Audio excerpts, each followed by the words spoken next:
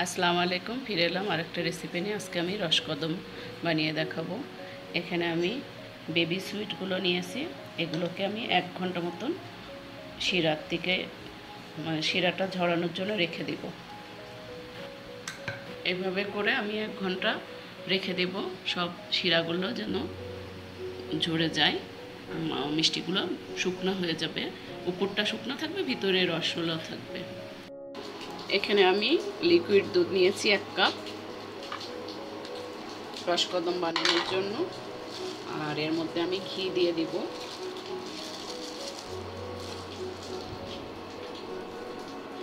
Table চামচের 3 চামচ মতন, কারণ আমি এখানে দুধ ইউজ করব 2 কাপ। আপনারা চাইলে বাটারও দিতে পারেন, আমি ঘি ইউজ করছি। আর এর মধ্যে আমি 4 টেবিল চামচ চিনি দিচ্ছি।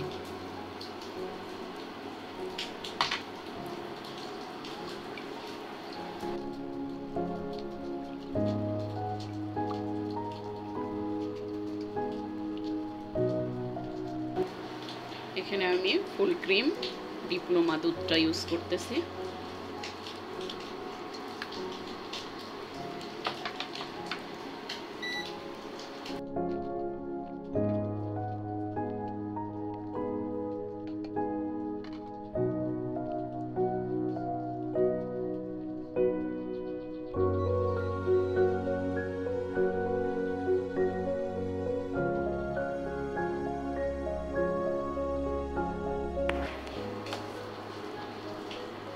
এখানে একদম দুধটা টেনে যাবে, একটু জড়ায় আসবে, সে পর্যন্ত আমরা এরকম নাড়তে থাকবো। এর মধ্যে আমি 1/2 কাপ ছানা ইউজ করছি। ছানাটা আপনারা চাইলে নাও দিতে পারেন। ছানাটা দিলে অরিজিনাল রসকদমের একটা স্বাদ আসে, এর জন্য এটা আমি ছানাটা ইউজ করতেছি।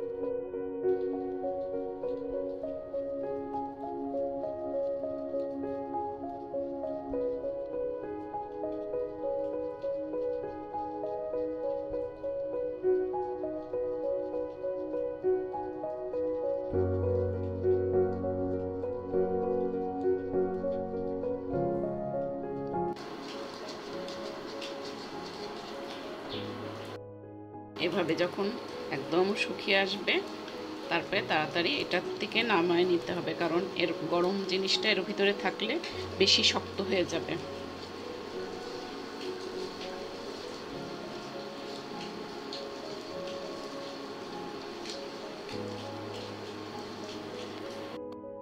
এভাবে আমার রসকদমের মাওয়াটা তৈরি হয়ে গেল।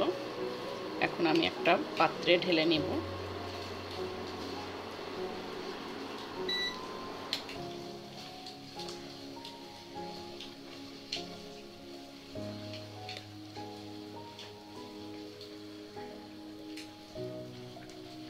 ঠিক ফলো করলে মিষ্টিটা খুবই সুন্দর হবে।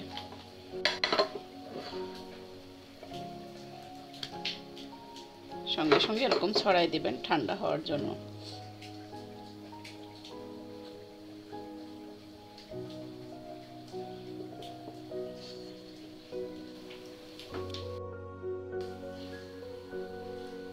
এটা ঠান্ডা হওয়ার জন্য এভাবে ছড়াই দিবেন একটু, যাতে তাড়াতাড়ি ঠান্ডাটা হয়ে যায়।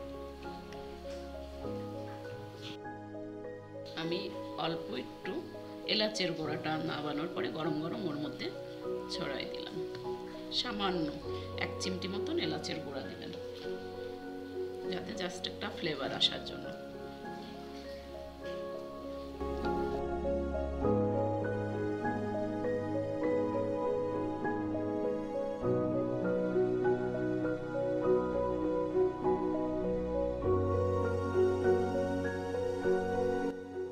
এরকম করে ভালো করে মুথে নিতে হবে যেন ভিতরে কোনো শক্ত ভাব না থাকে। এরপরে আমি গোল গোল করে বেবি সুইটটা দিয়ে মোড়াই নেব।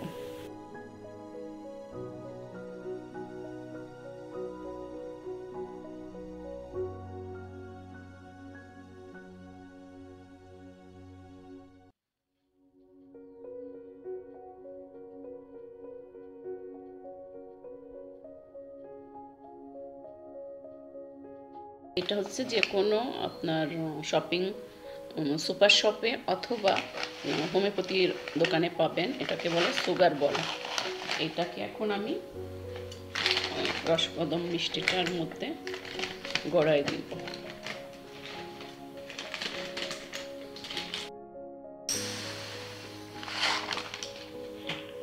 আমি মিষ্টিগুলোতে যেই আপনার বেবি সুইট বলের বেবি সুইটের যেই রসটা ছিল সেটাকে আমি ব্রাশ করে নিয়েছি।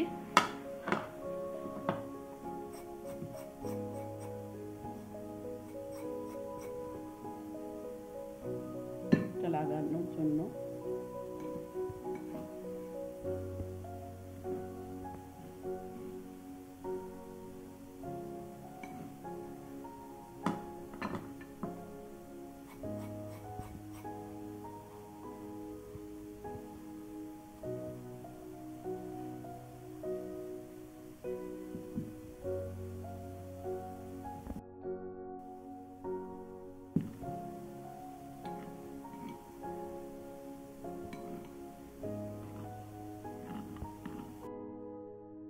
ব্যাস হয়ে গেল আমার রসকদম মিষ্টি।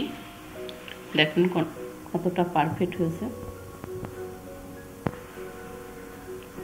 আপনারা এভাবে বাসায় ট্রাই করবেন। আবার নতুন কোনো রেসিপি নিয়ে আপনাদের সামনে হাজির হব। তত সময় আপনারা ভালো থাকেন, সুস্থ থাকেন, আমার জন্য দোয়া করবেন। আল্লাহ হাফেজ।